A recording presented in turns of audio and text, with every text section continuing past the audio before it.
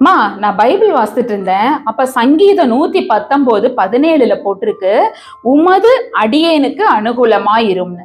எனக்கு என்ன சந்தேகம்னா, அனுகூலம் அப்படின்றதுல ஒரு சந்தேகம் ஆயிடுச்சுமா.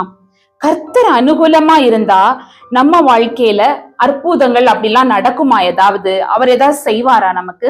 கண்டிப்பா செய்வார். கர்த்தர் நமக்கு அனுகூலமா இருக்கும்போது ஐஸ்வர்யத்தையும் கனத்தையும் நமக்கு தந்துருவார். ஓ, அது வேதத்துல இருக்குதா? கண்டிப்பா.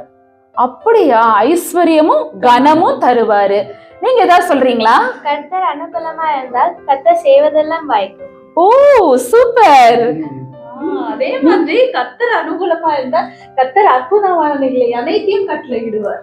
ஓகே, அப்ப நீங்க சொன்ன 3 குறிப்புகளும் கர்த்தர் அனுகூலமா இருந்தா நம்ம வாழ்க்கையில நடக்கும் இல்லையா? அதுதானே சொல்ல வரீங்க?